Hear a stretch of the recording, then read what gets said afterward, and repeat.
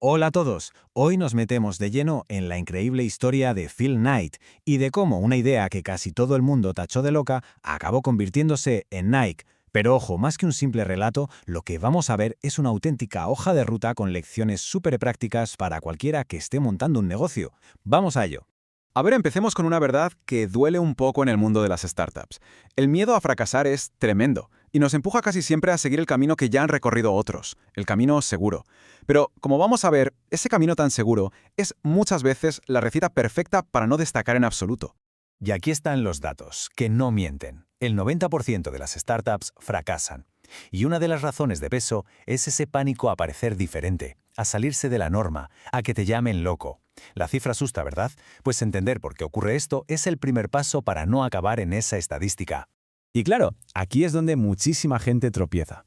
En esa idea que tenemos metida en la cabeza de que para montar un negocio necesitas seguir un guión perfecto. La gran idea, una inversión millonaria, la oficina ideal, pero ese guión en realidad es una trampa.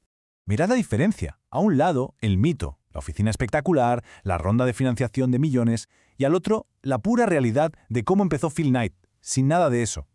Vamos, que la lección está clarísima. Tu punto de partida no tiene por qué definir hasta dónde puedes llegar. Y aquí es donde entra en juego nuestro protagonista, Phil Knight. El tipo que escogió el camino difícil, el que todo el mundo consideraba una auténtica locura.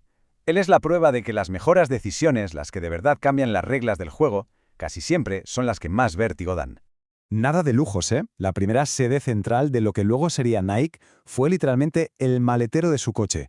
Desde ahí se dedicaba a vender zapatillas japonesas de la marca Tiger en los aparcamientos de las universidades. Sí, era súper humilde, pero ¿sabéis qué era? Era un comienzo. Era estar en movimiento. Y la pregunta del millón, ¿con cuánto dinero empezó todo esto?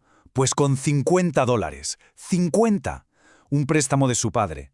Esto desmonta por completo esa idea de que necesitas una fortuna para arrancar. Lo que necesitas de verdad es convicción y dar el primer paso, por muy pequeño que sea.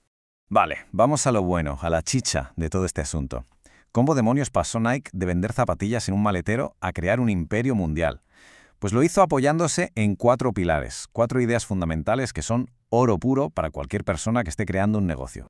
Son estos 4. Tomad nota, porque cada uno es una pieza clave que transformó una pequeña distribuidora de calzado en el monstruo que todos conocemos hoy. Vamos a desgranarlos uno por uno. Pilar número 1. Todo nació en una clase, en la Escuela de Negocios de Stanford. A Knight se le ocurrió una pregunta aparentemente simple. Si las cámaras de fotos japonesas habían logrado superar a las todopoderosas cámaras alemanas, ¿podrían las zapatillas japonesas hacer lo mismo? Y esa pregunta tan sencilla fue la chispa que lo encendió absolutamente todo. Venga, vamos con el segundo pilar, porque no bastaba con importar zapatillas, no. La misión era crear las mejores zapatillas del mundo. Y esto, para Nike y su socio, se convirtió en una auténtica obsesión. Y fijaos, porque aquí se ve perfectamente esa obsesión en acción. No eran solo palabras. Bill Bowerman, el socio de Knight, literalmente destripaba las zapatillas para ver cómo mejorarlas. Llegó al punto de verter caucho líquido en la gofrera de su mujer para inventar una suela nueva. Y de ahí, de una cosa tan casera, nació la mítica suela waffle. Eso es innovar de verdad. Llegamos al tercer pilar, y ojo, porque este es uno de los que más nos cuesta aplicar a todos. La famosa parálisis por análisis. Darle 1000 vueltas a todo hasta no hacer nada. Pues bien, Nike nos enseña que es mucho mejor avanzar, aunque sea de forma imperfecta, que quedarse quieto esperando a que todo sea perfecto. Y el mejor ejemplo de esto, su logo. El famosísimo swoosh de Nike. Uno de los logos más reconocibles del planeta, costó $35. Una miseria. Lo diseñó una estudiante. Y es que esta frase del propio Phil Knight lo resume todo a la perfección. A él mismo no le terminaba de convencer el logo al principio, pero en lugar de enredarse en un debate eterno, tomó una decisión y siguió adelante. El movimiento era mucho más importante que tener el logo perfecto desde el primer día.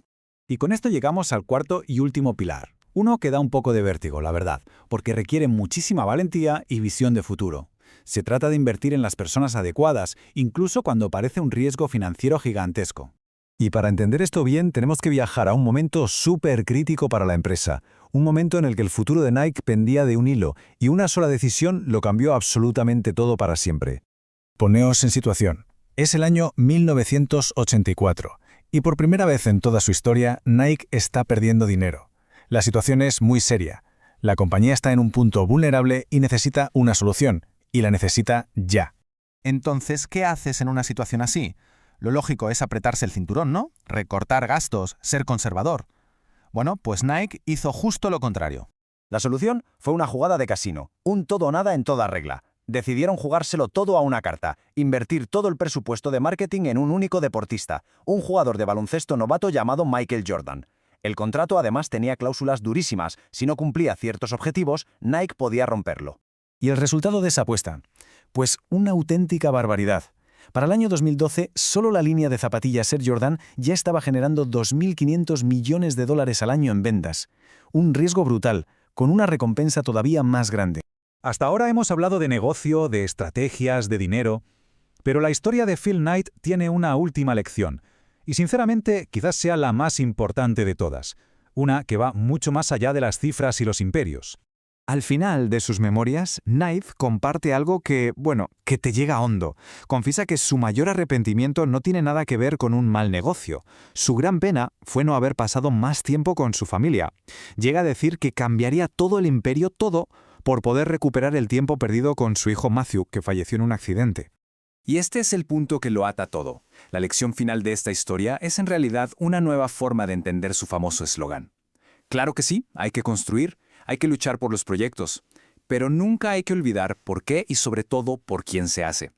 Así que sí, just do it, pero siempre con un propósito que vaya más allá del balance de cuentas.